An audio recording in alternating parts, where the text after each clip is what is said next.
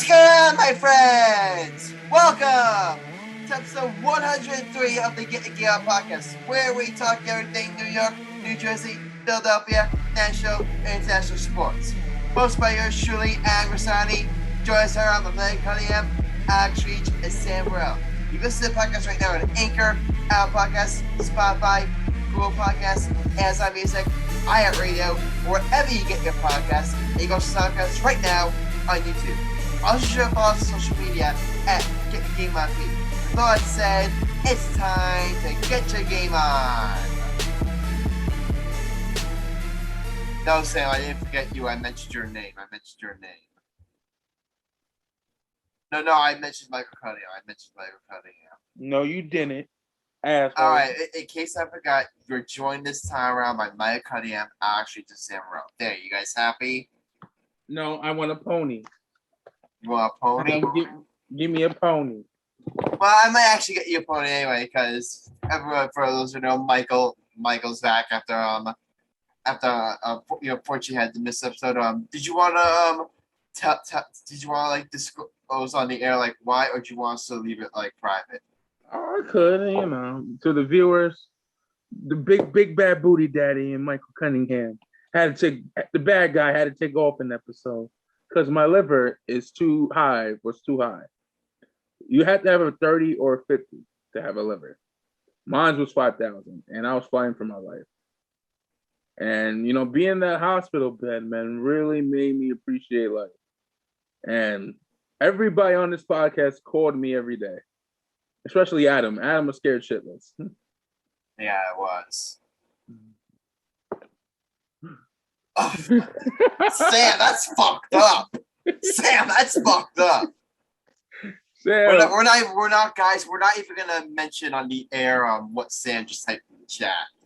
Sam almost says that was rude, disrespectful, and uncalled for. Put him in the waiting room for that. You know what? You know what? I was making a heartfelt apology. Like, all can I say, man? I appreciate you guys every day. We fight for our lives. You feel me? Yeah. I thought I was going to die, honestly. And I asked my mom and dad, am I going to die? I remember you messaged us to the group chat, like, there's a chance you could die for this. I remember we were all, especially me, I was, like, scared shit. It's like, holy shit. But, Michael, we're just so glad that if you're on your way to recovery, that you're back healthy, and we're just going through it. Again, like if you need me, if you need Alex, or if you need us for anything, just holla. Like, we got your back, buddy. But to all seriousness, now it's time to roast people since I'm back healthy. Yeah, Sam says I texted everyone to make sure to stay positive. Yeah, Sam, you were a big help with that too. Help with that too. So what can I say about Alex the bitch boy Rich? What can I say about him? A lot of words describe you. And I'm going to spell it out for you. B-R-O-T-A.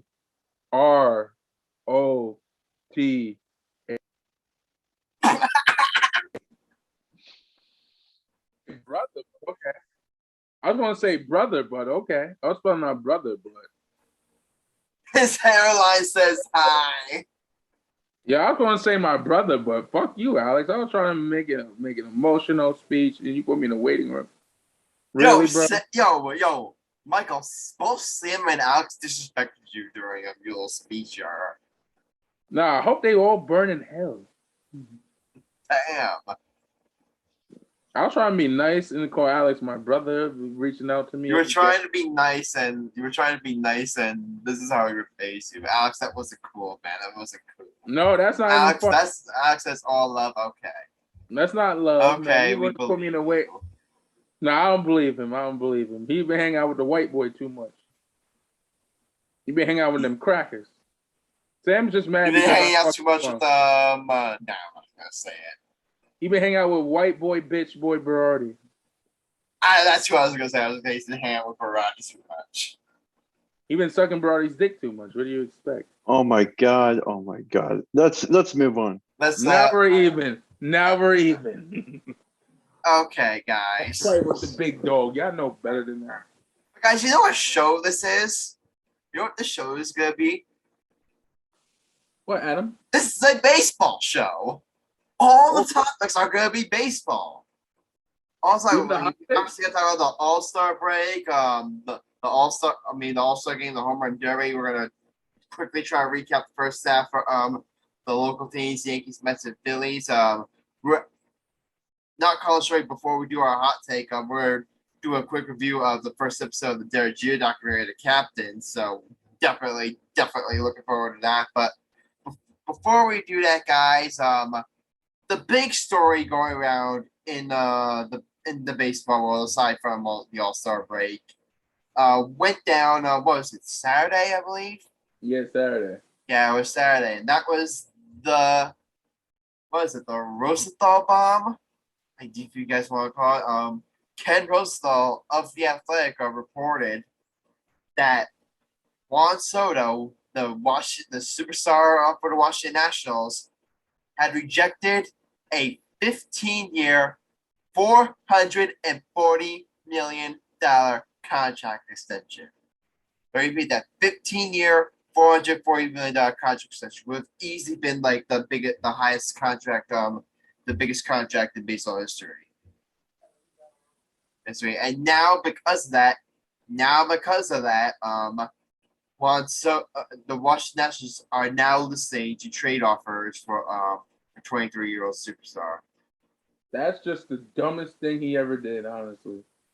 You could ask to be traded. In baseball, you could just take that money, ask for the offseason to be traded. But here's the thing, Here's the thing though. If he accepted the offer and they asked the offseason to be traded, it could be like a Kevin Durant situation where Nets just say yo, we have control of you for 4 more years. Why would you trade you? It would be even worse. The Nationals could literally say yo, we have control of you for 17 more years. You're not going anywhere.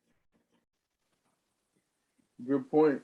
KD's getting traded. We all believe that. I mean, we'll talk about Kevin Durant next future episode. Yeah, because we're not trying for Kevin Durant right now. But Adam, let me ask you a question. All right, go ahead. Juan Soto is probably the best power hitter in baseball besides Ohtani. Best power hitter. Well, let me talk about that. Juan Soto right now is a top 3 player in the game.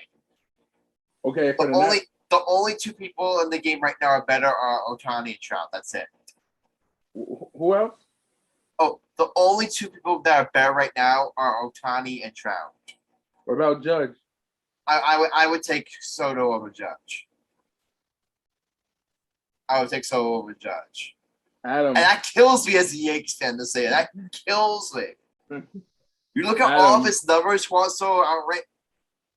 You look at all of his numbers. Go look up his numbers ever since he came to the league in 2018. Juan Soto, he's top 3 in OPS. He's top 3 in OPS. He's the top of the league in every single category. I believe he outranks Judge in most categories. Not with home runs though. Judge is averaging 30. Has 30 home runs. Judge outranks him power-wise, but everything else defense, I would say they're equal, but in terms of contact hitting, athleticism, Juan Soto is the definition of a 5-tool player. And plus, here's the thing. Sam saying no, I would take Judge. I'm not gonna say you're blasphemous. I'm just not gonna. I just don't agree with you. So here's the thing: when you compare Soto to Judge, the big thing that Soto has over Judge is 30. He's 30. You know how old Soto is right now? He's 23. He's 23 years old. Michael, what were you doing when you were 23 years old? I was still in college, brother. And you know what Soto's doing? He's literally a top 3 player in the entire sport. Oh my goodness. He's literally one of the best players in the entire sport.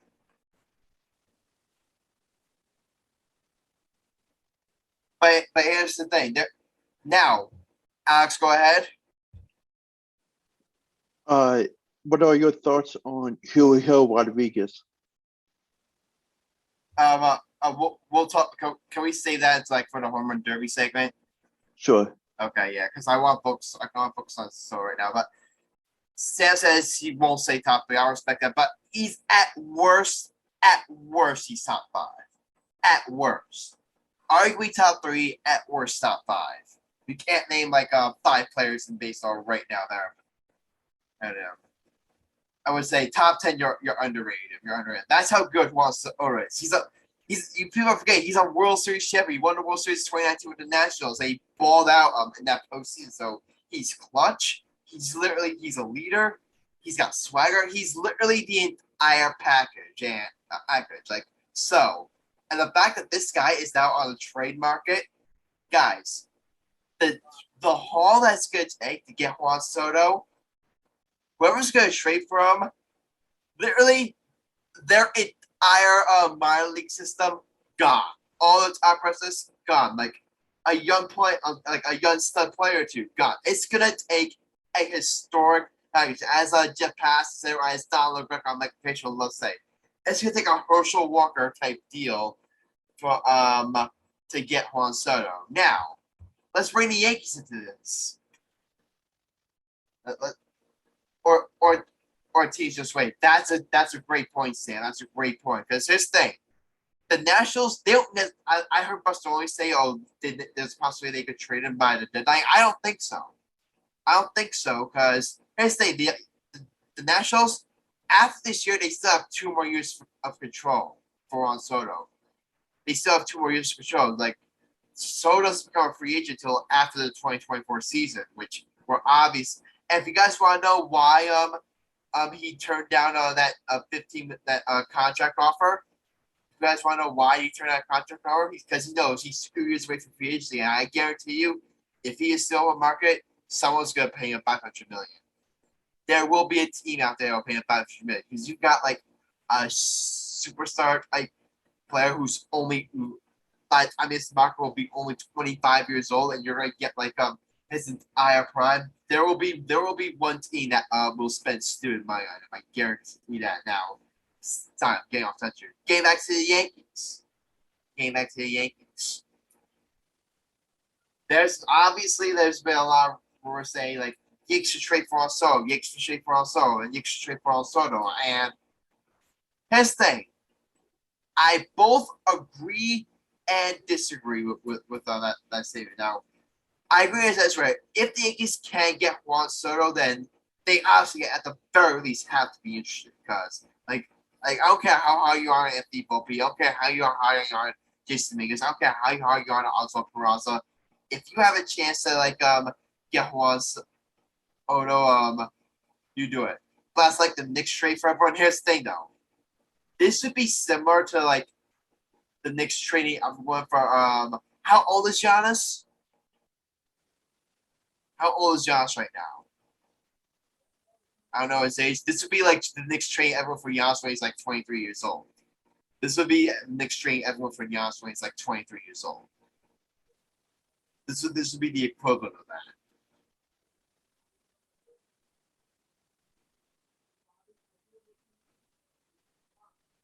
But it's a bad move. Sam, I'm not gonna. That's. I mean, if you were to say right now, if you say it's a bad move right now, here's the thing. Like, obviously, like I said this show that I'm both in favor and favor. Like, I kind of word it for you. Here's the thing. In theory, I'm in favor of the Yankees going out and making a trade for Juan Soto, because at the end, you can imagine a lineup with Judge, Juan Soto, and Stanton in that lineup. That lineup would literally be like a contender for best lineup in Major League Baseball history. That lineup would be deadly. So that's the one part. But here's the thing. Here's where things get tricky. Let me ask you a question. Go ahead, I agree with Sam. Who would you trade to get Soto? Because you got to give up an arm and a leg to get him. You're going to have to get. John Heyman reported this, that it would take a team's top 4 prospects and a young Major League Baseball player. So basically, if the Yankees were to try to do this deal, it would basically cost them probably Gleyber Torres, Anthony Volpe, who's like their top prospect, Jason Dominguez, Oswald Peraza, and whoever their fourth ranked prospect is. So yeah, say a Yankees future. Exactly. Basically train the future for this guy. Now here's the thing. Train the future, like it would be different if the Yankees traded for like their future for let's say Mike Trout. And don't get me wrong, Mike Trout's a special time, but how old is Mike Trout? He's gonna be what? He's what, 30? How old is Mike Trout? Let me look it up. Mike Trout is 30 years old, right on the net. So, because here's the thing, like you would be getting that many years of his prime. If you trade for Juan Soto, he's 22 years old. You're getting at least a decade worth of his prime. So that's why you say Sam Morell would suck after 4 or 2 years. I don't think so, because after 4 or 2 years, Juan Soto is still gonna be in his prime.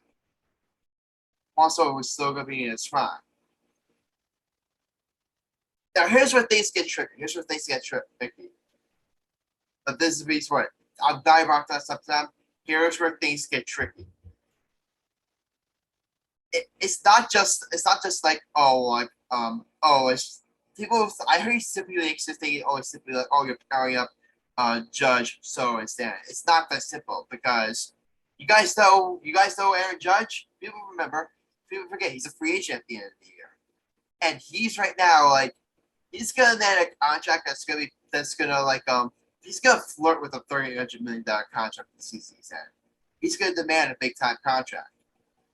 So you would not. So you know how the Yankees operate, how they're fiscally responsible. That these are not like the George Steinbrenner Yankees, which we'll get to right now. So which we'll get to later on.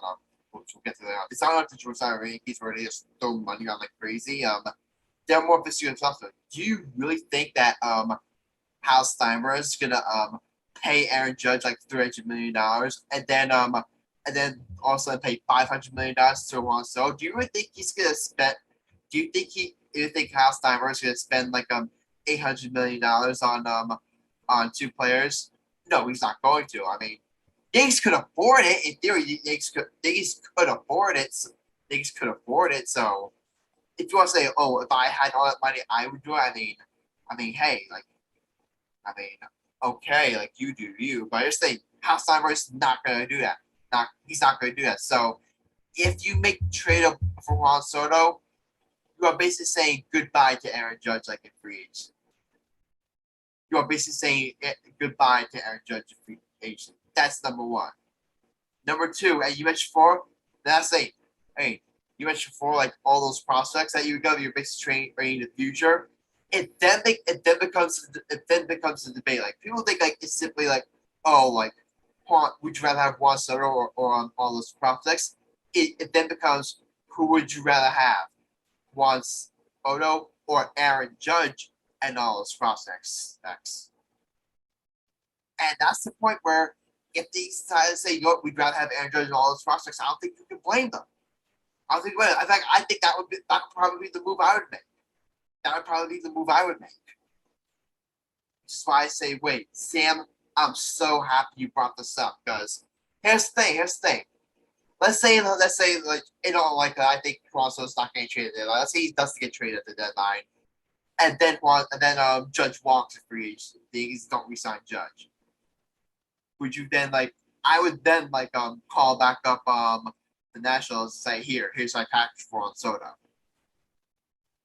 That I would do that. Juan Soto, I think Juan Soto would be an excellent like plan B option for the Yankees if they can't land Aaron Judge. But Judge won't walk. I'm probably gonna bring this up now. But you see what he said the All Star game. He basically said hold on, let me get up the tweet here. Come on, internet, work. My internet connection is slow as shit. Okay, wait, hold on. Sorry, guys, I got it. basically, long story short, who was it? Marlon Rivera of ESPN actually asked Judge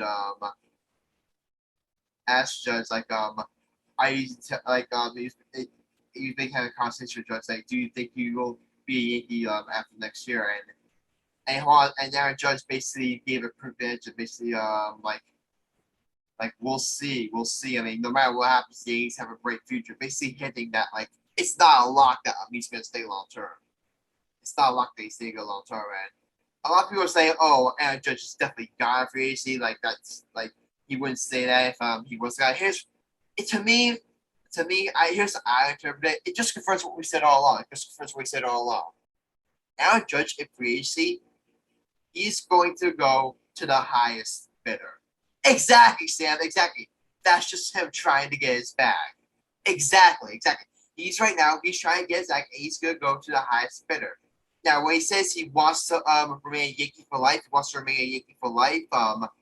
I truly believe he believes that. But here's the thing: he's hoping that the Yankees are going to be the highest bidder.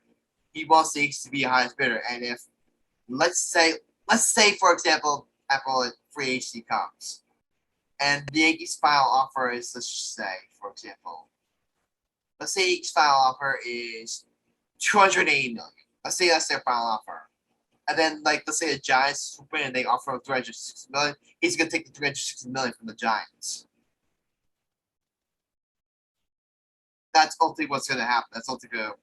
No, he isn't. No, he isn't. I don't believe that, Sam. Aaron Judge is not going to leave, $80 million on the table to, he's not going to leave $80 million on the table. He's not.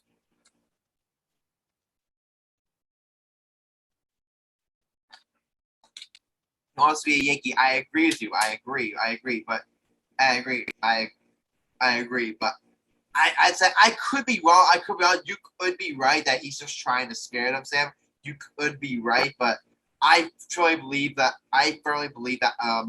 that he's ultimately going to go to highest bidder, and he's just. And I say I agree that he's trying to scare the Yankees into make sure he's the highest bidder, and to make sure he's trying to make sure the Yankees are going to be the highest bidder. Because seriously, he doesn't want to have to I think he also doesn't want to have to explain to his agent why he's maybe taking a lesser deal from the Yankees than maybe another team. I do. It's the thing every athlete does. I agree with you, Sam. I agree. But yeah, getting back to Juan Soto, I think it would be I said for if the Yankees can't work out a deal with Judge, he would be an excellent plan B. But again, and then ask another thing. The Yankees right now, they have holes other than their outfield. They have holes other than the outfield. In fact, you could make an argument that Aaron Hicks, who I've killed in the past, he's actually starting to play pretty well. So you could make the argument that maybe an outfielder isn't as big of a need for the Yankees as it was. They could definitely use another starter, like Luis Castillo, from the Reds is the guy that there's been a lot of rumors that the Yankees could go after him. They could still be in the mix for an outfielder, maybe Andrew Benintendi, if the whole vaccine stuff could get worked out. I mean, we'll talk about that really quickly. We'll see if we can talk about quickly in our show, but maybe Ian have to be an option. And that's the thing. Shortstop is an area of need for the Yankees too. Guys, I don't know if you know this. Tell you said right now, IKF right now he's just not that good. Let's just call it what it is right now. He is not that good. And the Yankees right now, he's clearly not the long-term answer at shortstop. He never was. So you are now going to trade both your top shortstop prospects to go get Juan Soto and then create a hole at that position. So that's why that's basically my take. Again, I'm going to give you guys a chance to talk outside. I've been rambling about this because I have so many thoughts on this. In theory, if for example, I could by some miracle I could lock up Judge long term and make trade for Soto and then lock him up long term, then I would do it guys. If you have Judge, Soto, and Stan in your lineup, let's face it, I could probably be the shortstop and the team would probably win 100 games.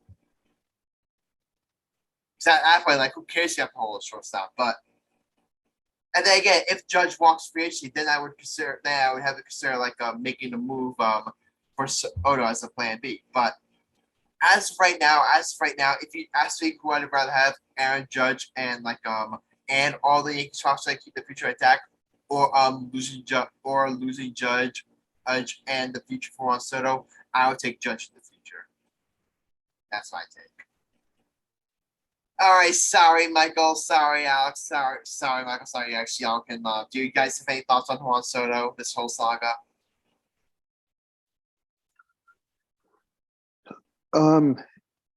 Yeah, I think that you definitely Okay, covered. Alex, you can go. Then Michael, you go. I think that you definitely covered majority of it, and I agree on everything you said about what's going on. Definitely. Yeah, definitely. Michael, you want to chime in? Oh, blabbermouth can. Oh, Adam, you talk too damn much, man. I forgot what was on. I'm passionate about my Yankees, baby. I'm passionate about my Yankees. I'm sorry. Adam, go ahead. Go ahead. You know what? I'm gonna mute myself right now, Michael. The floor is yours. I'll trust you. Put your hands away from the computer. Oh, much better. I think Juan Soto is probably the best player in baseball. Top 4, top 3 defensives on this list. I think the Nationals are going to trade him either to the Yankees or it kills me to say it to the Astros. It kills me to say the Astros. But I think he'll be a good fit for the Yankees, but I think he's the best hitter in baseball besides Ohtani. And he can probably go to the Angels too, but they'll probably have to trade away an arm and a leg to get him too. Imagine the Angels have him, Trout, and Ohtani as a dangerous big 3 lineup. That would be dangerous. That's it. Yo, could you guys imagine if the Angels had Soto, Trout, and Ohtani, and they still found a way to suck? That will be bad. That would literally happen. For some reason, that would happen. But I really think the Angels are a destination that would make perfect. I mean, I don't know how strong like the Angels farm system is, but yeah, that could be a destination. Mike, I also want to throw this out there. Your second favorite team, the Dodgers, they could be a team that could be interested in Soto. Yeah, I can see it happening. Oh yeah, guys, I want to say one thing real quick. Happy birthday to 100th birthday to the widow of Jackie Robinson, Rachel Robinson, who just turned 100 today. Yeah. Yesterday. Yeah. I met her when I was 16 years old, when she was in her 90s. And now she's still alive. This is history, Adam. This is the reason she's why still alive? Yeah, she's still alive. Oh, wow. I thought she passed away. Wow, she's still alive. She is alive. 100 years on this earth. I mean, that woman has literally seen it all. So shout out to the queen, known as Rachel Robinson. Let's all put respect on her name, shall we? I mean, we put respect on her name. Definitely. That's all I gotta say. That's all I gotta say. Now we wrap it up. Yeah. I know this was a baseball show. You know, Michael. Respect. Yeah, respect. Michael, you know what? You're now going to do an entire segment on this for the All Star game. Thank you very much. You're now going to do an entire segment on this for the All Star game. Okay. I can't wait for that. I'm going to set you up. You giving me live access? Oh God. Okay. And I'm liquored up too. I shouldn't be drinking with a bad liquor. Okay. Hold up, right, I'll be right back. All right, but yeah, and that's the thing. That's one more thing I'm gonna get this final thoughts about. That's the thing. Yankees said they do have a strong farm system, but I don't know if they have a strong enough farm system to get Juan Soto, because here's the thing. I believe their farm system ranked like 13th by MLB Pipeline and Baseball America. So there are teams out there which like probably stronger farm systems that could probably offer a stronger package to Juan Soto. That probably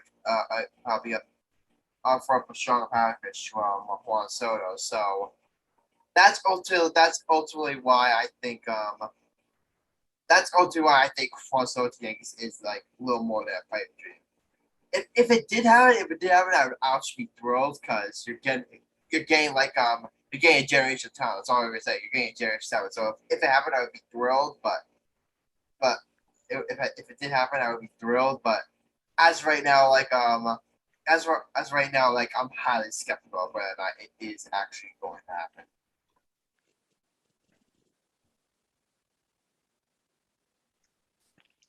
All right. So, any final thoughts on the Juan Soto trade rumors?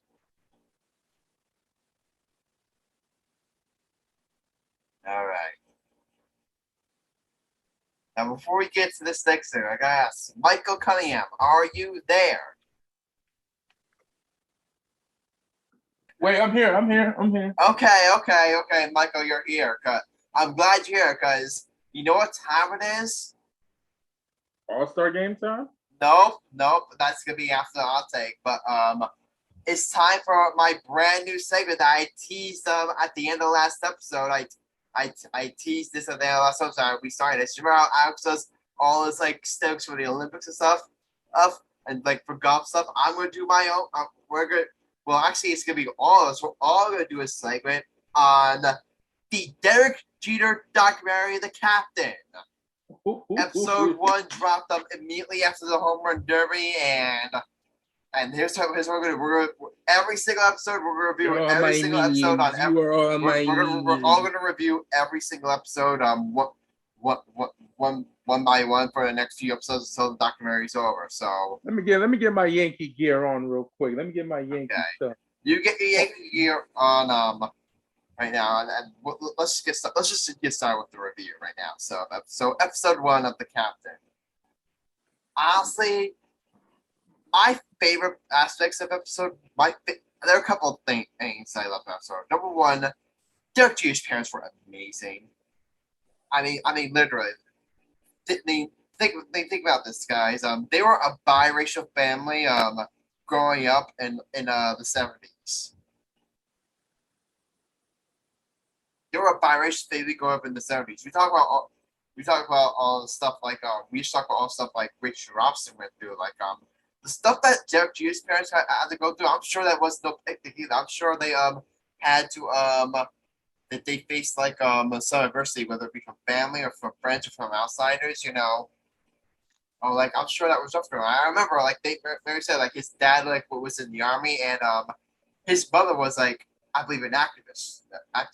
And she was very outspoken on like what was I say? She was very outspoken on the Vietnam War.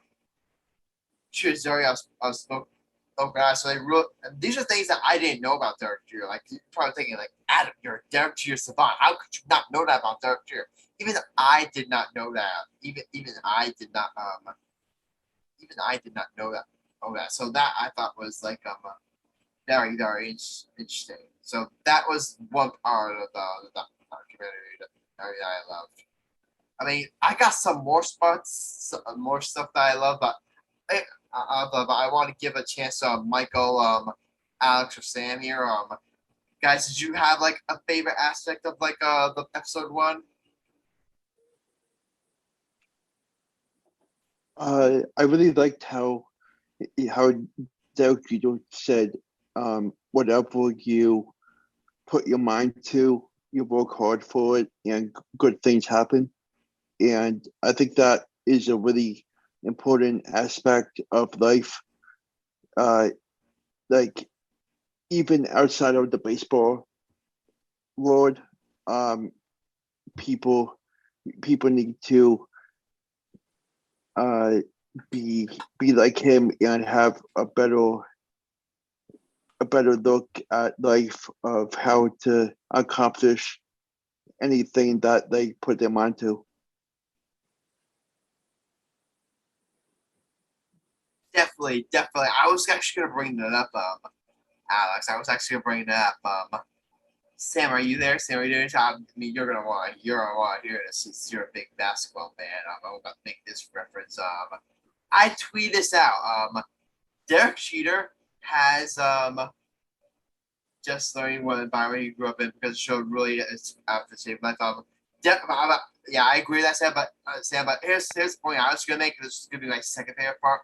This was probably another favorite part of the episode of mine.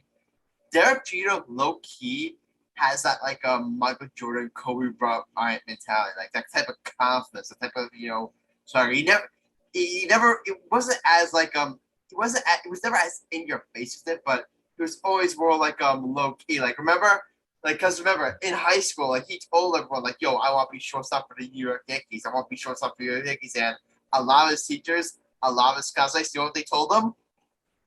You're nuts. It's never gonna happen. Like, quit dreaming. Quit dreaming. They told him like, quit dreaming. And Judge literally said in a documentary, like, "Hey, I told you so. I told you so." And I told you so. I love that part. And also shows. Oh, so remember? I believe like he always. This has always been my favorite Derek Jeter quote. There may be more people that have more talent than you, but there's no excuse for anyone to work hard on you. That's always been like my favorite Derek Jeter quote, and it showed I believe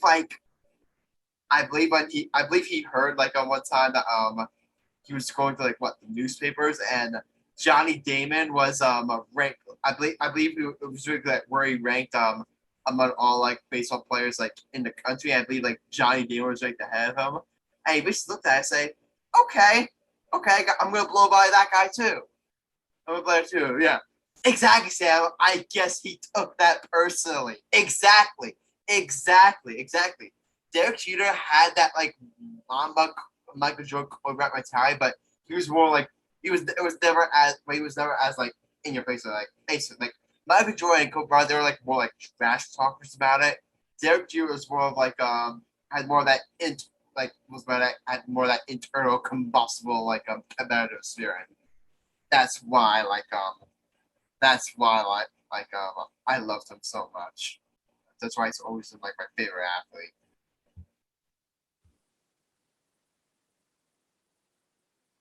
All right. Sam says learning about the environment he grew up in, and Sam said the environment he grew up in.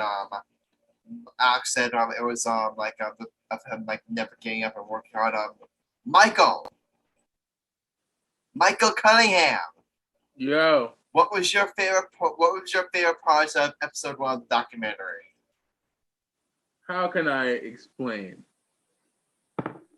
For everybody knows my 3 favorite athletes of all time: Kobe Bryant, Derek Jeter, Barry Bonds. All three, and Michael Jordan. Marcus Camby, Kobe for basketball, Barry Bonds and Derek Jeter. And Barry Bonds and Derek Jeter were the reason why I fell in love with the game of baseball. And I remember I said this on the podcast. If Barry Bonds and Derek Jeter would play for Yankees together, we would have won many of championships. Not 1, not 2, not 3. But in all seriousness, I liked how his parents made him sign a contract at an early age that says I can. There's no such thing as the word I can't. You defy the odds. And I always been a Derek Jeter fan all my life. I read his books. Hell, I was Derek Jeter for Halloween. I was Derek Jeter for Halloween several times too. Look, man. I had the shoes. I had the his basketball shoes. Hell, I remember for basketball, I didn't want to have number 24. For baseball, I had to have number 2. When I played baseball, I told my coach, Leon Matthews, Teaneck Titans, go Titans for life. I was like, Coach, you guys say me number 2. He's like, number 2 or 25. It has to come to me. Okay. Yeah. I love Derek Jeter, man. I worship this man. Man, I will probably, if he took a shit on me, Adam, if Derek Jeter would take a shit on me, I will allow it and not get mad. That's how much I love this man. Yo, guys, I have a great idea. Here's another thing we can do about the episode. This is another favorite part of mine. But let me say my favorite part about the episode. Go ahead. My favorite part about the episode is how he loved the Yankees his whole life. He always wanted to be the Yankees. Hell, I knew he was a basketball player, but I didn't know he was that good. He was actually a pretty good basketball player too in high school, I believe. His jump shot was water. Hell, If Derek Jeter could, they said Derek Jeter could have been in the NBA. Imagine him in the NBA. I don't think he would have been in the NBA. He would have been in the NBA as a point guard. I don't think. I mean, Derek. Now you're saying Derek Jeter as a point guard. Kyrie Irving, watch out. I can see Derek Jeter as a point of being in the NBA, boys. And they'll be like, number 2, batting. I can't, like, Bob Shepard. But all serious, man, I cried. Like, me and my dad loved the documentary. Yeah. And I can't wait for episode 2. He would be better than Kyrie. You're damn right he will. Yeah. But, guys, I have a great idea. Here's another thing we can do about the soccer. Right? You guys want to do some Houston Astros slander? Yes. Let's do some Houston Astros slander. Because here's the thing. Adam, this is one of my favorite episodes. Wanna know why? Because here's how we're going to do the Houston Astros slander. The Houston Astros in the Derek Jeter draft, in the Derek Jeter draft, he was one of the top prospects in the country. They had the first overall pick, and one of their, I believe, was a Hall of Fame scout. I forget his name. Hold on, let me look it up right now. Of Fame. Adam, I got a perfect joke for it. That shows. Hey, Adam, I got a perfect joke for it. Why are you looking it up? Go ahead. The Houston Astros are idiots because that's why Carlos Correa hates Derek Jeter. Because imagine if Carlos Correa had to worship Derek Jeter as an Astro. Yeah, because this thing that the Astros had first overall pick, and I just looked up his name. Hal Newhouser told the Astros draft Derek Jeter, draft Derek Jeter, draft Derek Jeter. You know what the Astros did? They selected Phil Nevin. And who is him? I mean, Phil Nevin, he was a decent player, but But here's the thing: who would you rather, Phil Nevin or Derek Jeter? I think we all know there's an easy answer to that.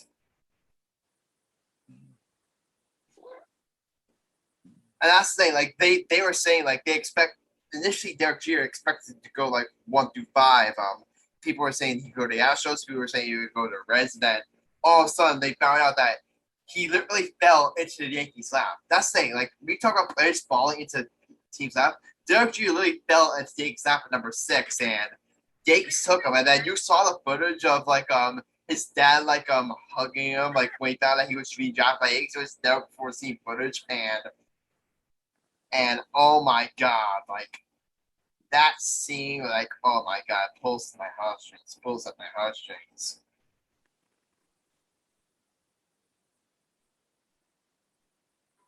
But yeah, I did have one other thought, but it was about really quick here. Did you guys see the part about Hal Steinbrenner? Hal Steinbrenner and all the shit he got himself into.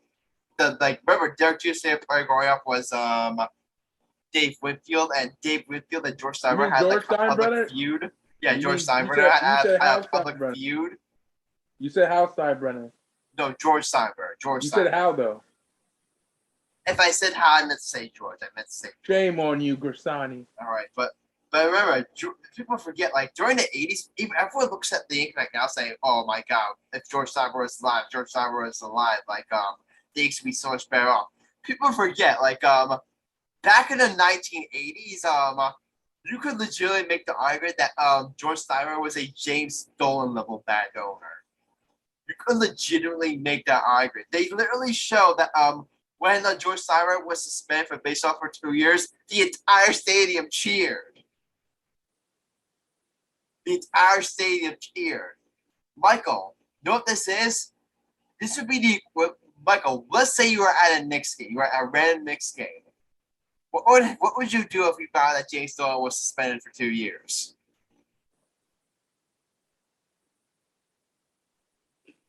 Exactly, but guess what? That's exactly what Yankee fans did when George Steinbrenner got suspended for 2 years. Adam? Yeah. If James Dolan got suspended from the NBA, you know my prayers would be officially answered. And I can stop crying when I watch the Knicks play. I can stop crying. Yeah. Adam, I just, me and Sam and Marcellus will go to Knicks games again and be happy. Right, Sam? If James Dolan got fired. I think Sam could vouch for me on that one. Imagine they win. And they start winning. James Dolan, this is what you get for effing up New York Knicks. You only care about the Rangers. That's all you care about. Yeah. All right, last part about the documentary. This is my last final thought here of episode 1. It was the 1995 series against that series against the Mariners, because the Yankees were a dumpster fire.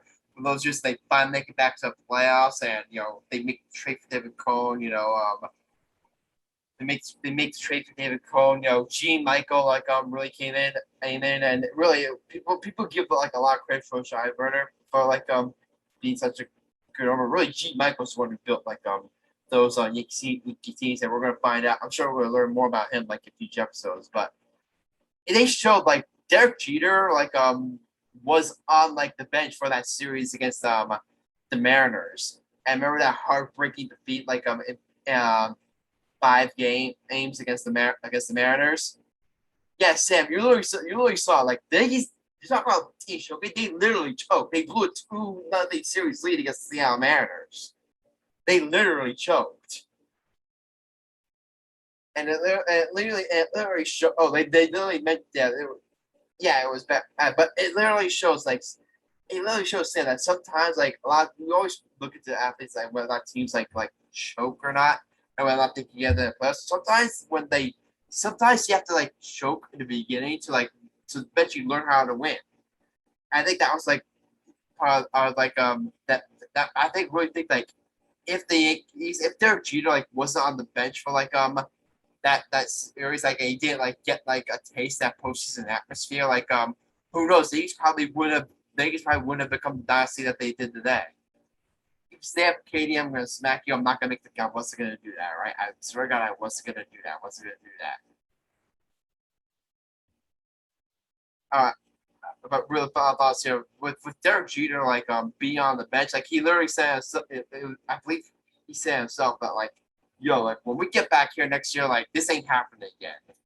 This ain't happening again, because he said during that time I was just on the bench, I was watching, I was a little more than a fan. Next year I want to be on the field, I want to be making plays, and I'm gonna make sure that this doesn't happen again. And that's ultimately how episode 1 ended off. So overall, all I'll say is great. Yeah, that was a great. Exactly. Teams are some teams don't have to go through growing pains before they're kind of dynasty. Look at the Tampa Bay Lightning, for example. They literally set the points. They literally had a historic regular season. They choked so bad against the the 8 seed Columbus Blue Jackets. It was embarrassing, and then they went out to win 2, and then after that they won 2 straight Stanley Cups. So sometimes you need to have those growing pains in order to eventually break through and win championship. So yeah, that's all for episode 1 of The Captain. All to say, I'm sure we all can agree. Really great first episode. Loved it. And guys, I don't know about you, I cannot wait for episode 2.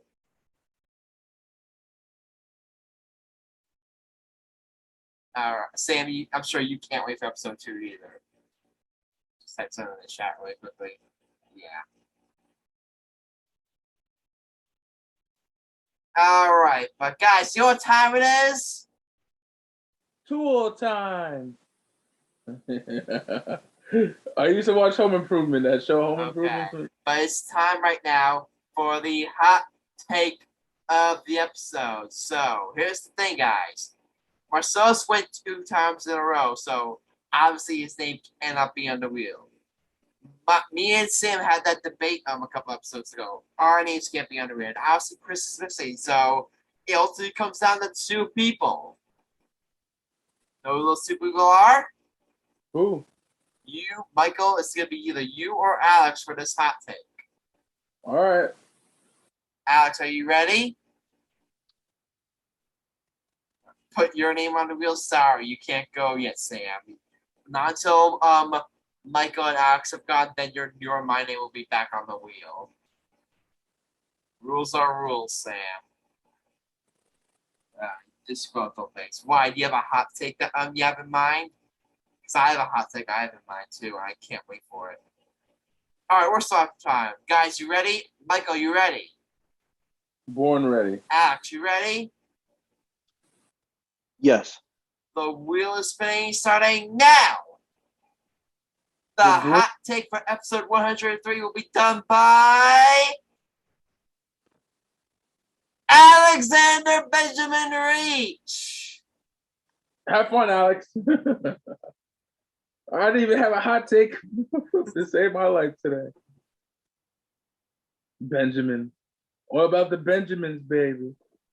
That's his middle name. That's his middle name. Alex, that's your middle name. Alex Benjamin Reich, right?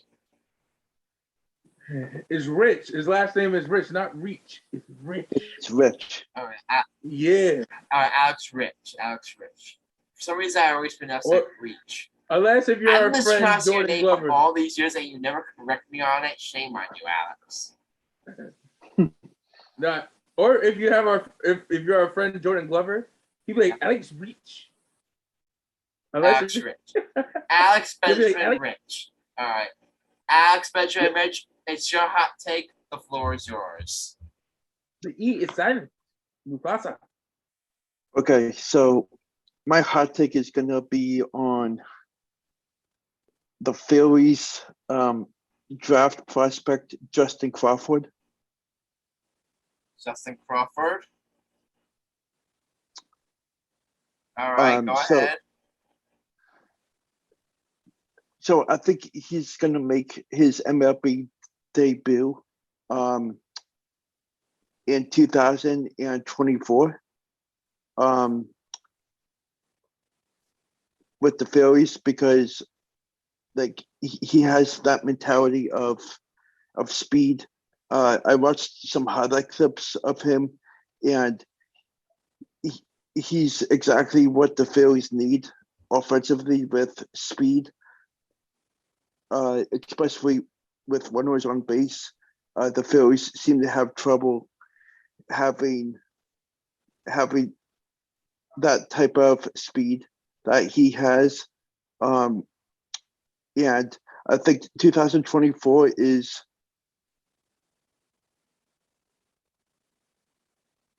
Sam, to answer that question, this means for them that if he gets to where he wants to be in the next 3 years from now, I see this team being a very confident team in getting to at least the divisional round and having the ability to compete for a championship. All right, Alex. Question, Alex. Who is it that the Phillies drafted again? Justin Crawford. All right, Justin Crawford. When did they take what pick? They took him. It was the 1 second. You don't even know what pick he was drafted. Oh my god, this hot take is not going. It's not off to a good start. Sorry, I lost track because there's 20 rounds. There's 20 rounds. Yeah. I know. Just won the first round, right? Yeah. First round. Yeah, I'm gonna list up for you. I'll spare you. He was 17th overall. It was 17th overall. So yeah. So hold on. So you basically what you're saying is that Justin Crawford is going to be like a major contributor for the Phillies. That's your hot take. He's going to be up by 2024. Yeah. Okay. Do you have any more points you want to make? I just think that he's like. Sorry, go ahead. I just feel like he has that young talent in him, and he's got that spark in his speed. And the only thing that will develop his confidence is having the chance to compete in the major leagues, which I think his time will come pretty soon. and I'm not saying that if he has the chance to become a star in the MLB, they are a contender. I'm saying that they are a contender if he stays around with the team, especially having alongside Bryce Harper, Gene Segura, Bryson Stott, Alec Bohm, and to name a few. But I think that this is a great step in the right direction for the Phillies front office, even though they have had really bad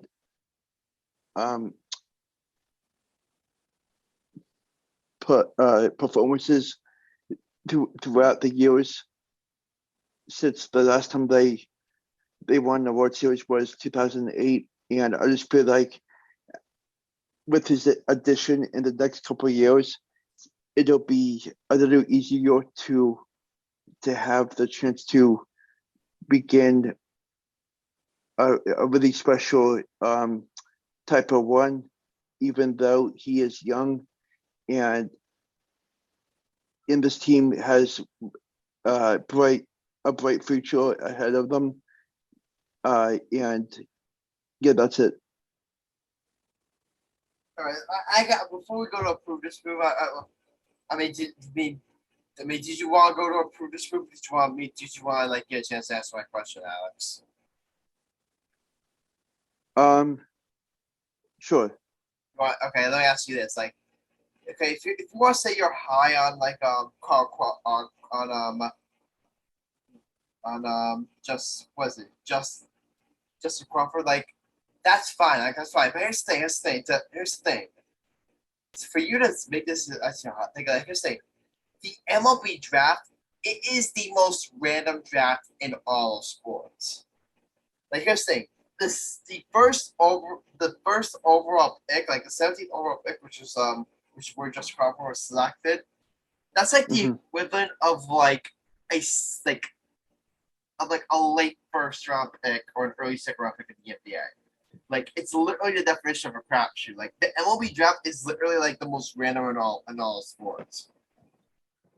Like that's saying so to put so much eggs into like so that's my question. So that's my question now. It's like that's mostly one of my big problems with like your hot take is like you're basically all about like you're basically all around this like one LB draft selection how he's gonna like all of a sudden like rise up from the ashes and in 2024 he's gonna be the savior for the Philadelphia Phillies like number which I think is also risky because prospects like basically baseball prospects they usually take like what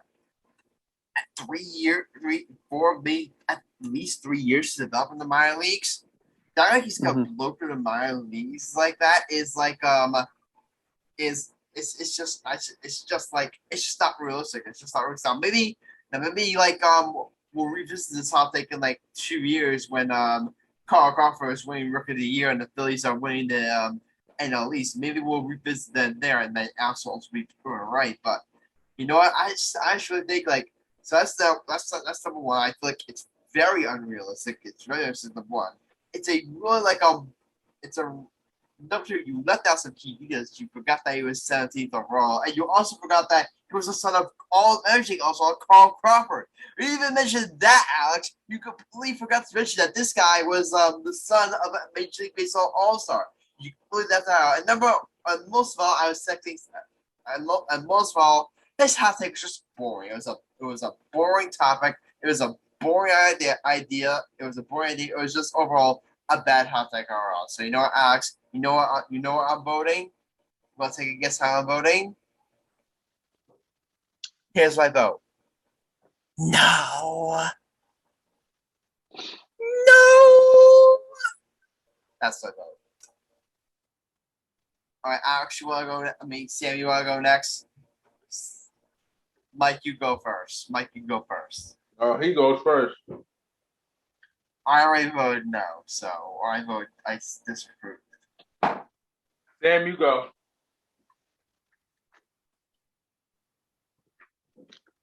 All right.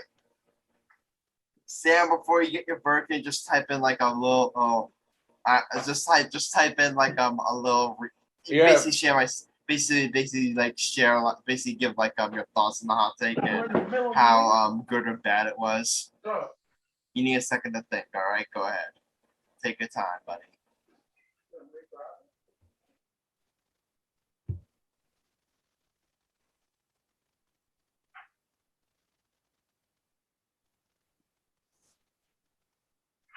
So it was boring. So we agreed it was boring. Go ahead, Sam. You said it was boring. Yeah, it was boring. Like, and probably it's just not really. It's not really a hot take, so it's more just take. Like exactly. I mean, here's the thing. Here's the thing.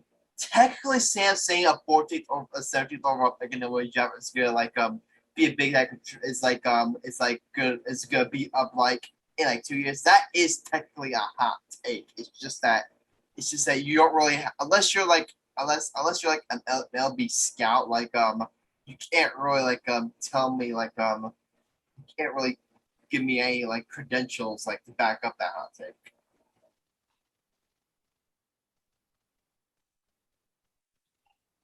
So Sam, do you have any other points to make, or you get your verdict in?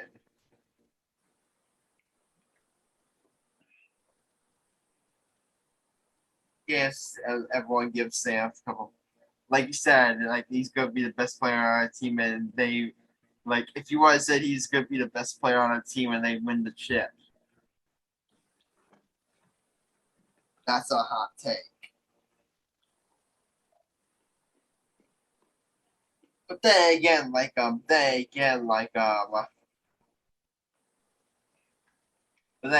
saying some random kid in the draft is gonna be the best player on our team win a chip, is a hot take, but it's so out of the blue that I don't see how you can really have I don't really see where you get the facts to back that up.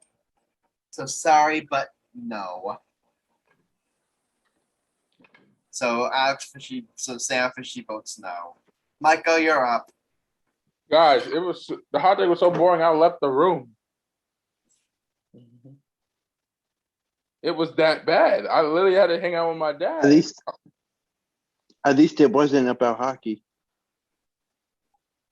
Honestly, guy, I think a hockey hot take would have been more entertaining. I think if I did a hockey hot take, it would be more entertaining than this. Bro, you talked about Carl Crawford being no. Really. You talked about really. Carl Crawford. My hockey hot take would have been better than this. Y'all are disrespecting me.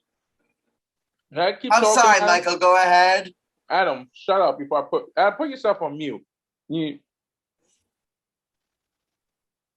Adam, shush.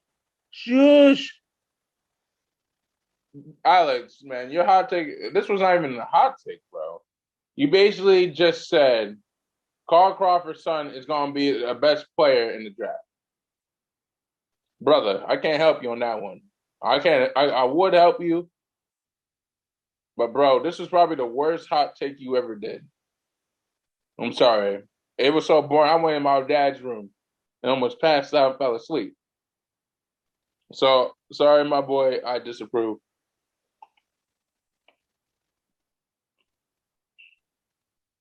Look, I'm trying to talk. He's on mute. All right, Alex. Sorry, your hot take has been disapproved, and you are now 2-4 on the season. And guys, I really feel like this proves that there's two types of bad hot takes. There's two types of bad hot takes. There's the blasphemous hot takes that are bad, and then there's just the boring hot takes. There's two types of bad hot takes: blasphemous and boring. And this one was the latter. I would ultimately rather. I don't know if you guys would agree. I would rather a hot take be blasphemous than boring.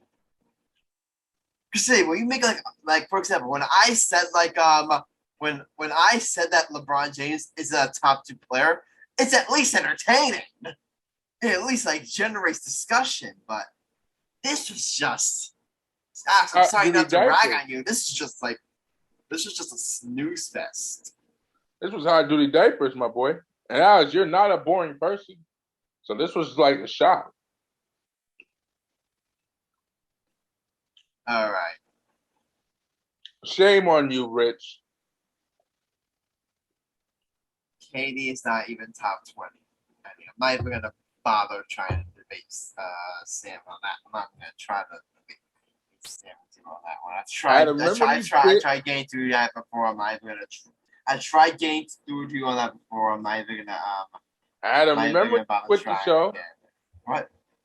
Remember you last time I tried to get into debate with Sam and I also ended up quitting the show. So I don't want to have to go through that again. So instead, we're just gonna move on. Chris Jenkins' shot is overrated. You guys heard what I said? I heard what you said. The Chris Jenkins shot is not top 10 of college beaters of all time. Thank you. Kareem Abdul-Jabbar is better than LeBron James.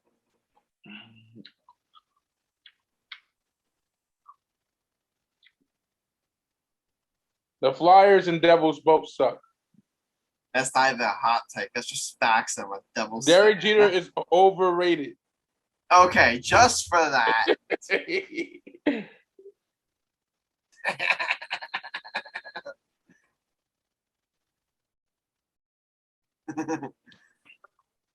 Come on, Michael. You knew that was coming. I know. I just want to I deserve that one. I'll bet, buddy. I deserve that one. Okay. I've been a Derek Jeter fan all my life, and I say something blasphemy. Okay. Wait, I got one. I got one. Adam, I'm gonna get kicked out of the Derek Jeter fan club for saying that.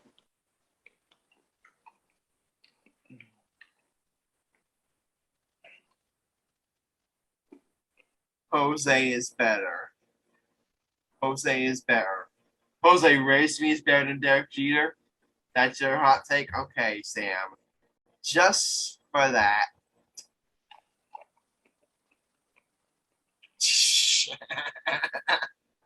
Jose Altuve is better than Derek Jeter.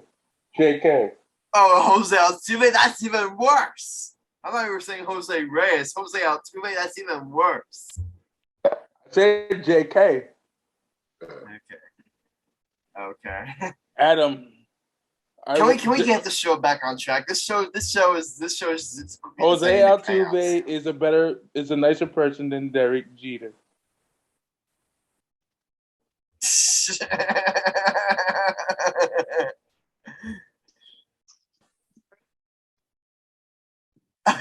Again, Michael, you gotta admit that was deserved. Adam, fuck Derek Jeter. I hate him. No, I'm playing. I love Derek Jeter. Okay. Adam, right. I hate you. We're right. no longer friends. Me and Sam want to beat you up on Thursday. Right, Can we get started with the All Star Break? Can we get started, please? All right, we're moving on to the Major League Baseball All Star Break, All Star festivities. Really quick thoughts. The home run derby was. The man of the hour, Juan Soto won it. Juan Soto won it. But J-Rod, Julio Rodriguez, the rookie for the Seattle Mariners, he lit it up, man. He was so good. I'm a little disappointed that Stanton didn't participate and the Yankees participate, but still, it was an entertaining home run derby, I would say. Anyway, can we talk about the man of the hour, Alex's boy Kyle Schwarber for a bit? Alex, you know what happened, Michael? You know what happened, Sam? Kyle Schwarber entered the home run derby as the favorite to win it. He entered it as the 1 seed. You know who he lost to? Who? Old man Albert Pujols. Albert Pujols is still a beast, boys. Let's be real. He's 42 years old. And he can still swing that bat. Yeah, but they're saying Alex Schwarber should not be losing to Albert Pujols, 42-year-old Albert Pujols in the home run derby. And guys, let me say something. It's good to see Albert Pujols back in the Cardinals uniform. Yeah, for his last year, yeah. Please don't. I thought he was going to retire. I was rooting for him to win the home run derby. I was rooting for Albert Pujols to win the home run derby. Now, guys, I'm just going to say this. He can still hit that home run ball, brother. He still has to pop to his game. Albert Pujols and Derek Jeter are two best players of each generation. Can I talk about the set of balls on our friend Alex here? Can I talk about the set of balls that our friend has? Go ahead, brother. All right. So in our group chat, we were all texting each other. We were all texting each other during the home run derby, and then this was right after Carlos Schwarber choked. This is right after Carlos Schwarber choked Jose to Albert Pujols. Alex does when the two-time defending champion Pete Alonso lost to Julio Rodriguez, and Pete didn't even do bad. He just lost to a bad player. He literally, our friend Alex literally trolls our friend Marcellus, say who Pete Alonso lost. Alex, your boy was the favorite, and he didn't even make it out of the first round, and you're gonna trash talk the guy who won the home run derby 2 times in a row that just lost to a guy who was on fire? You're literally gonna do that? Can you believe the set of balls on this kid? Sam, can you believe the set? Alex's team is bad. Phillies have been doing better, but they were doing good for a while, but I believe they hit a rough stretch, I believe. But still, it's like, Alex, your boy choked. Yeah, no, I agree. It's the home run derby, it's not a big deal. I'm not gonna say Kyle Schwarber sucks because he choked in the home run derby. I'm not gonna say that. But for him to trash talk on Marcellus and the back-to-back defending home run derby champion that only lost because Julio Rodriguez got on fire, and you're gonna trash talk him, Alex? That was disrespect. That is just pure disrespect. It shows bro, read the room. Read the room. Alex says fuck polar bear in the chat. See, that's exactly. He can't even say anything to our face. He has to go through the chat. Alex, you're a coward. I'll say this out loud. Michael, turn your camera on. I'll say this out loud. Raise your hand if you think Alex and Benjamin Reich is a coward.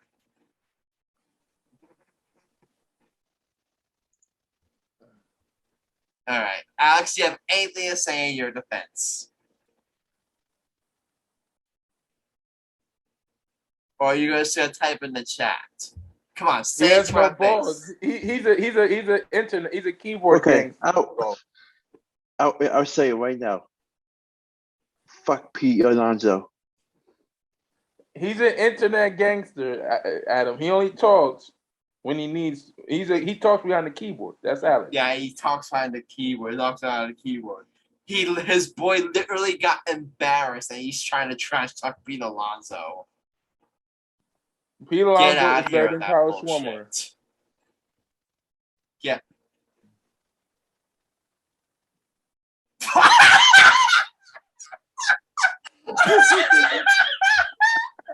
He called you a polar bear.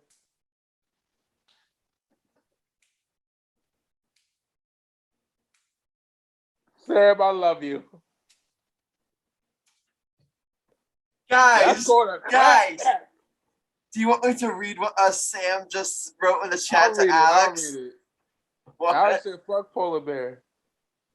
Fuck polar bear. No, here's what Sam said. F polar bear, no polar bear F's you. That's called a clap back. Now that's the original clap back. Alex is done. Sam, 10 out of 10. Alex, you can't come back from that one. Sam just made you his bitch.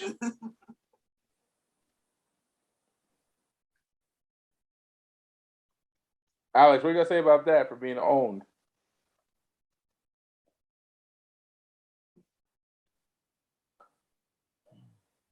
Don't be mad at me. Don't be mad at me because you got owned.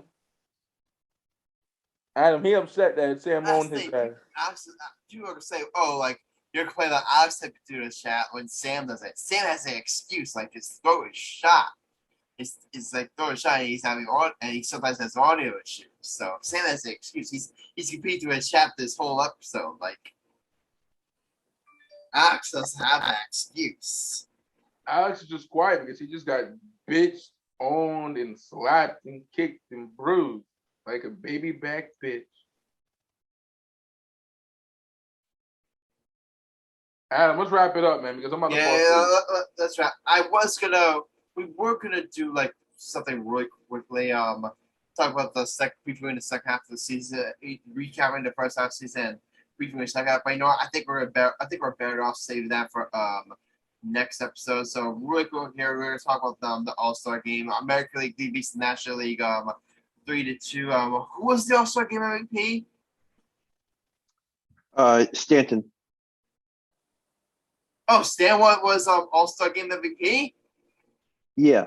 Oh wow! Like you guys, you saw like that fake home run he had, right? That was a moonshot. That was a moonshot. In the words of Adam, remember that announcer Mark from ESPN? Yep. Santa Maria, Santa Maria. Santa Maria. Santa Maria. When you hit that home run in MLB, the show, that walk-off, Santa Maria. Yep. That was the type of home run Stanton just had. Santa Maria. It was a literal bomb. So yeah, Stanton was the All-Star game MVP. That was an absolute bomb. And you guys know what I really loved about the All-Star game? I love how they literally, this thing that they've been doing lately, they have the players mic'd up. Like the pitchers, they literally had the pitcher literally mic'd up on the mound, and he was like chatting with like the announcers while the game was going on. That type of stuff is like, it's just cool. It's a great way to engage the audience. It's just such a great way to grow the game. It's such a great way to grow the game, and it's just, like stuff like that. That is right now how you if baseball wants to attract like the younger generation, stuff like that. That's how you engage with your audience. That's how you get like your audience interested. Like stuff like that, having players like that. And it's not a reason why.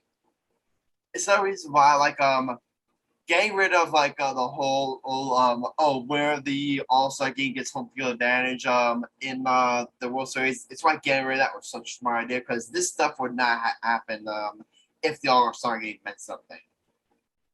It would not be the All-Star game meant something. Like getting rid of that and make it just like an exhibition game. It allows for like creative stuff like players being mic'd up. It allows stuff like, did you see that pickoff move by Clayton Kershaw, Michael or Alex? It was a really fancy pickoff move. And did you see that one junk juvie pitch by Nestor Cortez?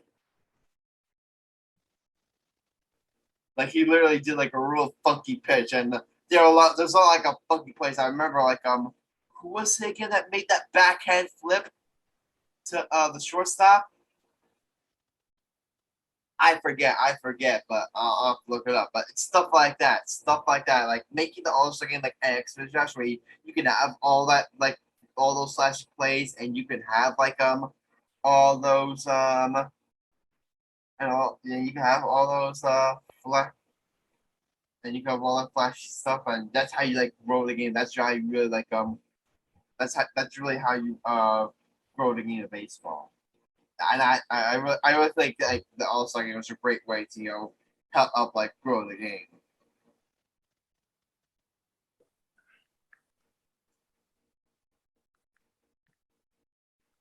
Where did Mike go? Oh, never mind.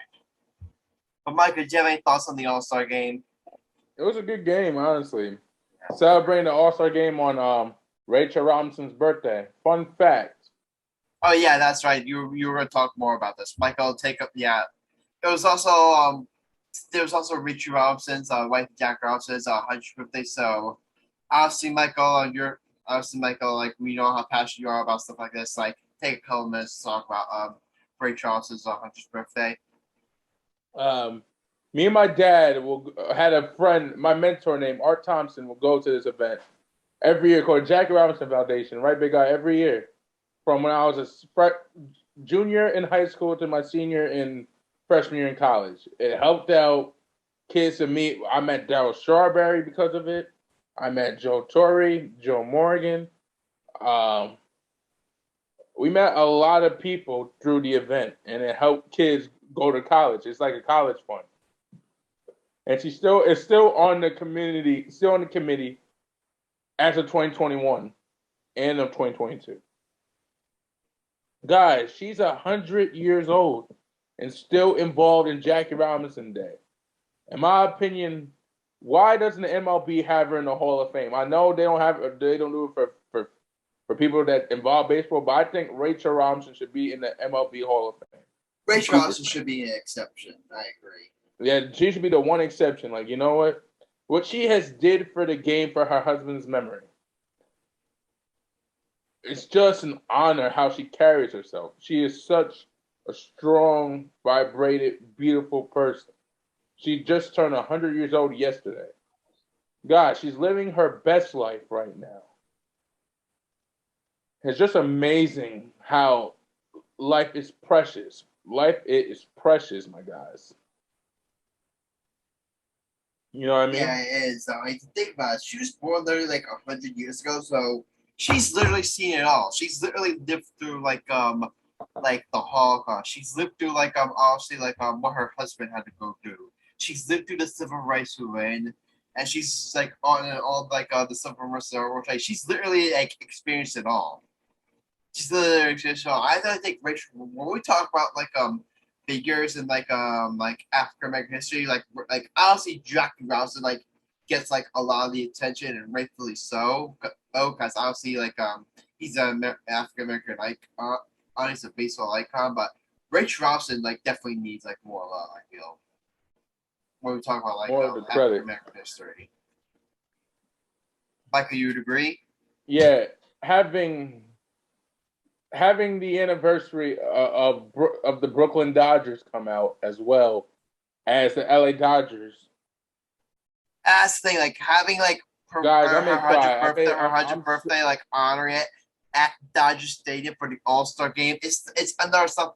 Again, you just gotta applaud MLB. You can't. You gotta applaud MLB for you can't write stuff out. And again, Michael, sorry, really quick here. Remember how we said how you could grow a game? This is the type of stuff that helps you grow a game. Go ahead, Michael. Guys, we love this game.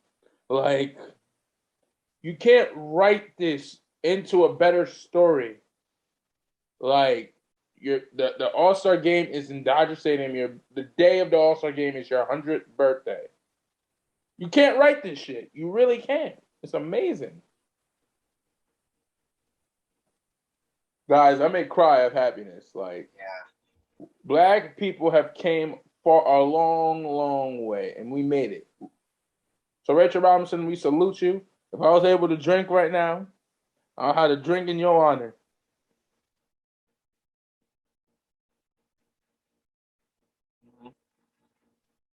All right, let's wrap it up because I'm falling asleep. Yeah, I mean, Alex, you have any thoughts on the All Star game?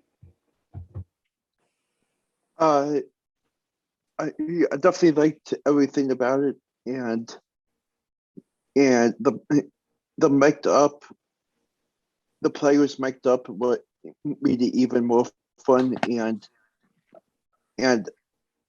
it was definitely a blast watching David Ortiz walk through the dugout and having a fun time.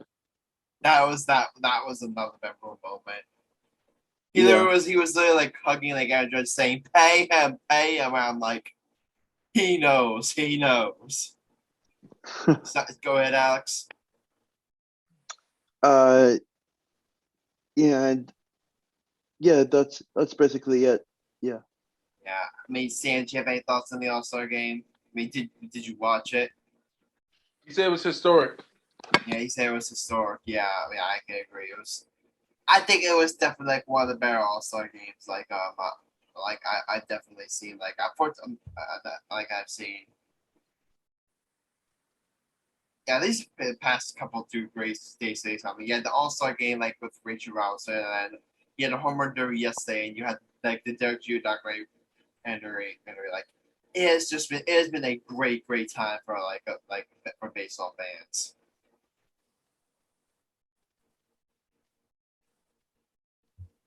All right, guys. It's late, so you know what time it is.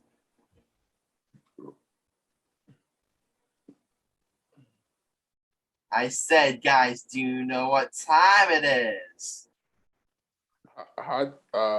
Best of the episode? That's right. It is time right now for our bets of the episode. So, to recap last episode, guys, okay, time for a foursome. Funny. Yo, Adam, you might as well go first because I'm dead tired. All right, you could go first. You could go first, but really quick. I won my bet. Three of us won, three of us lost. I won that. I did some Red Sox my line, and that's also my line for the summer league. I won my bet. I had 15.89 points. Alex Nelson's probably Braves over Nationals, Blue Jays over Royals. He has 10.25 points. Chris Nail's bet Mets over Rays over Orioles. He has 21.01 points. But Michael lost his bet. He had Yankees over Red Sox, Sky over Wings, Suns over Dream. I didn't have Sun over Dream. Alex texted me I remember you were off that episode, and Alex texted me saying you had the Sun over the Dream. No, I didn't. Alex screwed me over. Wait, hold. I think either way, I think that was I think the game you picked, like Yankees over Red Sox, that was the game the Yankees lost. So either way, you would have been screwed. Either way, you would have screwed it. Marcellus had the Mets over Cubs, Dodgers over Angels, Brewers over Giants. He lost his parlay, and Sam, my boy, it's time to put you on the spot. I need you to reply in chat to make sure you're still here. So I gotta put you on the spot. Sam said, "Fuck off." So for those of you who don't know, last episode, I asked Sam which game did he want to bet for the Yankees Red Sox. Because he literally said like all three. I'm like, sorry, Sam, you gotta pick one. He literally says like, oh, I'm gonna pick Sunday because I was picking Sunday too because Cole's not around. Or like okay. Then he literally changed his mind at the last second, saying, no, I'm gonna pick the one Friday. And I'm like, okay, because it's fine. I said, yeah, Friday. So he picks Friday. Guess what? That was the only game of the series the Yankees lost. They literally won. They won the two other games. The one game where where Sanchez he lost. So Sam, all I have to do is say, congratulations, you played yourself. Sam said a word saying F. Sam said in the chat saying two words. One begins with the letter F, the other begins with the letter O. Put two and two together.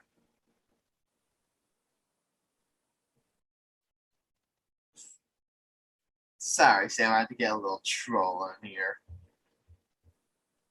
As a former guy who was in office would say, we do a little trolling.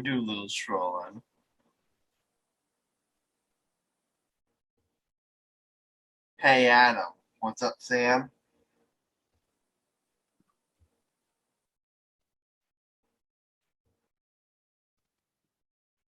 You're in second. Like that. Guys, hurry up. Stop talking. Yeah. Okay. So, really quick update on the standings here. Marcellus remains a regular. He remains first place, 13-14 record. 107. Sorry, 161.49 points for 8 stars. At stands in second place. 10-17 record. 171.94 points for 7 stars. I jumped all the way up back to the third place. I'm back at the top three. 11-16 record. 157.21 points or 6 stars. Michael, you're in fourth place. 11-16 record. 146.22 points or 4 stars. Alex is in fifth place. He has the second most points out of all of us. At 160.28 points. But the bad news is it actually have the worst record out of us from 1918, so that hurts your point total. Like Chris is in last place, 10-17 record, 97.76 points for 1 star. All right, so Michael, you said you wanted to go first, so go ahead. This is a change of pace now. The Yankees over Astros money line. All right, which one? It's a doubleheader, right? It's a doubleheader.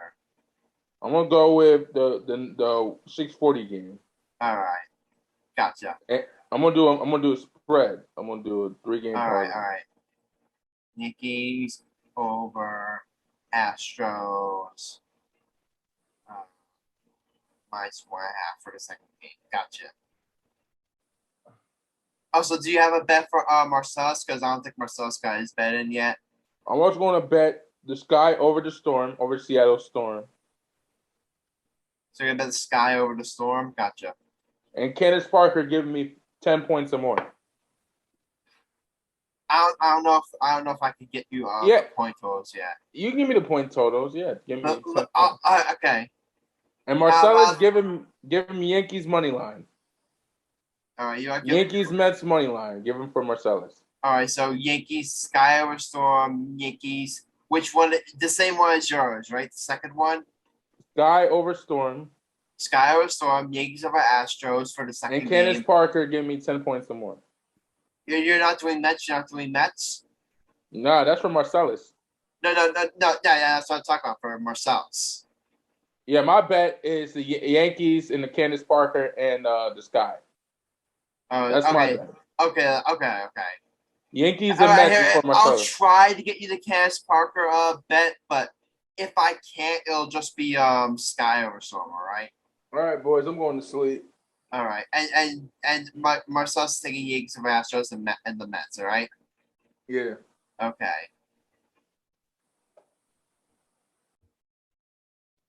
You know what? I think we're gonna turn things around here. Like since I usually go first, Marcel and Mike usually goes last. This time Mike go first. You know what? I'm gonna go last. So, we do have a Chris bet right now. So guess what? Chris is actually taking the Astros over the Yankees in both games. He's doing a parlay.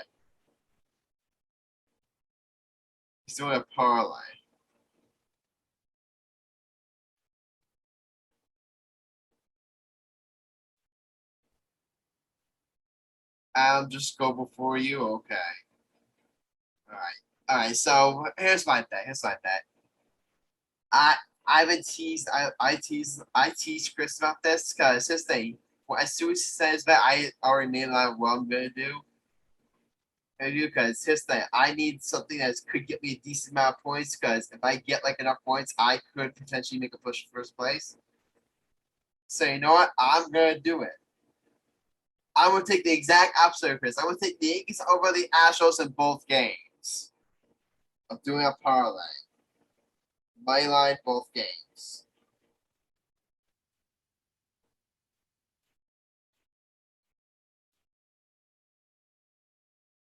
I said before, they should go into this game into these 2 games as if they're down 3-2 in the series, because right now they're 3-2 against the Astros. They should go down as if they're down 3-2 in a playoff series.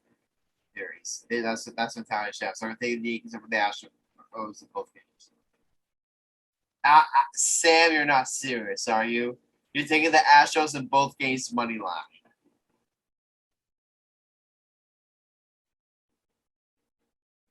Serious. All right. I'm versing you. All right. Well, since you're versing me, you little traitor, I think we should. I really feel like since you're versing me, I really feel like we should put a little more here on the line. So here's the thing. Whoever let's put it this way, Sam. if you lose and the Yankees win both games, you have to come on next episode. You have to come on next episode banging a trash can. That.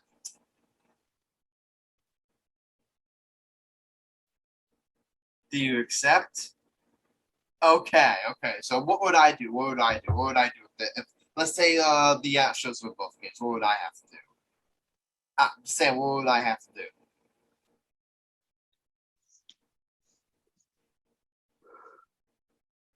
Let's just. Sam, you can take a moment to think about it and decide. You have to admit that you're right about Kevin Durant. All right. So basically, so here's how it's gonna work. If the Yankees win both games against the Astros on Thursday, Sam's gonna come on next episode banging a trash can. But if the Yankees lose both games and the Astros win both games, I have to admit to Sam that he's right about Kevin Durant. And now see if they split the two games and nothing happens. As we're gonna have to make Chris do the same thing when he comes back. We'll have to make Chris do the same thing.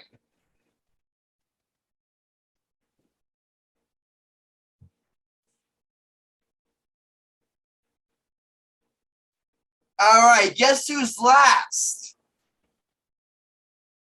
Alex Reich, you're last up. Go ahead. Okay, so I'm gonna do a 2-game parlay. Okay. So the first game is Thursday and the second game is Friday. Okay. So You're not, are you? What? You're not, are you? Go ahead. I'm gonna pick Dodgers money line. Okay. I thought you were at the Astros. And for Friday, I am gonna go with the White Sox money line against Cleveland. Okay.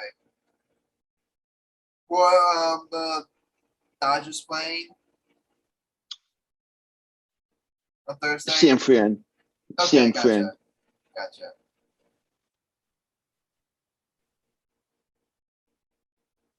All right, guys, that's all for our bets. That's all for this episode, guys. Very, very heavy baseball show, guys. I was looking forward to this show so much. You want to know why? Because I love baseball. Baseball is my one true love. It's the best sport in the whole world. And I'm glad that we could do one episode pretty much entirely talk about baseball, guys. This is our baseball episode. Like, guys, the first segment was about baseball. The hot take was about baseball. The second segment was about baseball. And you know what? The bets featured mostly baseball bets. So I really feel like this is the ultimate baseball episode. So I really feel like this is going to go down as one of my favorite episodes of the show in history. Actually, you agree? Yes. You're wearing your Phillies gear. I am wearing this new Yankee shirt that I just got. Life is good. Life is good. Life is good. You know, I can't wait to watch more of the G documentary. Phillies Red. Love it, Adam. Alex, guess what? We're stealing your color. We're stealing your colors. All right, but guys, any final thoughts? Sam, do you have any final thoughts? Type in the chat really quickly before we finish up.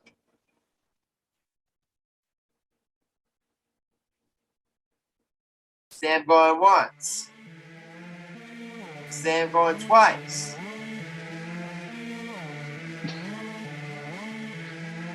He's not responding. He probably fell asleep. You Alex, do you have any final thoughts to send us off on? No.